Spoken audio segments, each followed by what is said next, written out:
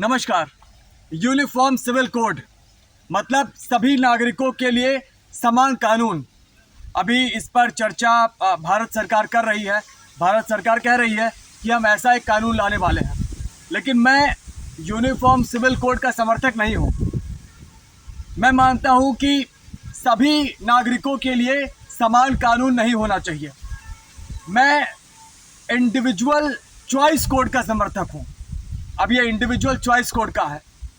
हम सभी लोगों के अपने पर्सनल चॉइस होते हैं, सभी के, और हम लोग मानते हैं कि जो भी हमारा पर्सनल चॉइस है, जो भी हमारा व्यक्तिगत जो भी पसंद है, हमें उसको करने की आज़ादी होनी चाहिए। और मैं भी मानता हूँ कि बिल्कुल इसकी आज़ादी होनी चाहिए। और इसमें हर इंसान के लिए एक कानून नहीं होना चाहिए।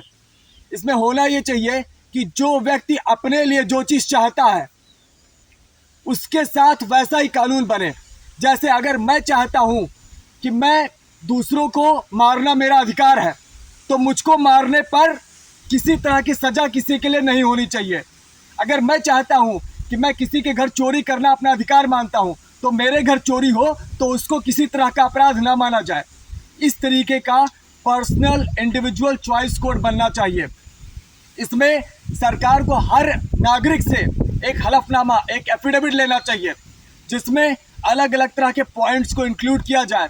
हर पॉइंट में इंसान अपनी चॉइस को बताए सरकार को कि भाई दूसरों को मारना मैं अपनी उसमें क्या चॉइस समझता हूँ, क्या मैं इसको सही मानता हूँ या इसको गलत मानता हूँ। अगर दूसरे इंसान जानवरों को मारना मैं सही मानता हूँ, तो फिर मुझे भी कोई मार दे तो उसको बिल्कुल अपराध ना माना जाए। अगर मैं दूसरों को मारना गलत मानता हूं, तो बिल्कुल मेरी हत्या जो है उसको भी एक अपराध माना जाए। जब ऐसा होगा तो सभी लोग दूसरों के साथ वो नहीं करेंगे जो वो अपने लिए नहीं चाहते हैं। ऐसा जब होगा तभी अपराध रुकेगा, वरना कानून बन जाएगा पर लोग अपने मनमाने ढंग से गलत काम करते रहेंगे। आज समाज में अलग अलग तरह के लोग हैं। कुछ लोग हैं जो बहुत दयालु हैं, वो दूसरों को नुकसान नहीं पहुंचाते हैं, वो हमेशा सही काम करते हैं जिससे किसी को नुकसान ना हो। और बहुत से ऐसे लोग हैं जिनको परवाह नहीं है कि किसी और को क्या नुकसान हो रहा है, वो बस अपनी लालच की पूर्ति के लिए अपने हिसाब से काम करते हैं। तो सभी के लिए एक जैसा कानून बनना ये सही बात नहीं है।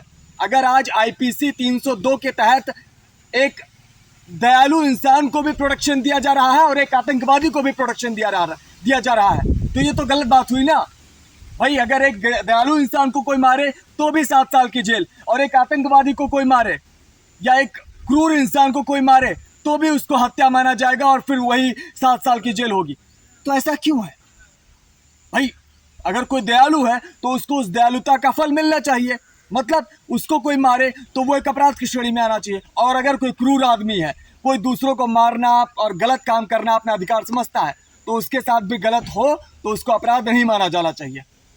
अब यूनिफॉर्म सिविल कोड में बात हो रही है कि भाई हिंदू मैरिज लॉ या मुस्लिम पर्सनल लॉ जो है, दोनों अलग अलग है, दोनों एक जैसा होना चाहिए। तो मैं मानता हूं कि भाई पर्सनल चॉइस कोड के अंतर्गत लोगों को इसकी छूट दे देनी चाहिए।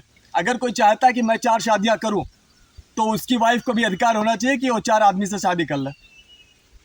ऐसा कानून बना दिया जाए कि भाई अगर हम चाहते हैं कि हम ये काम करेंगे तो दूसरों को भी वैसा अधिकार दे दिया जाए।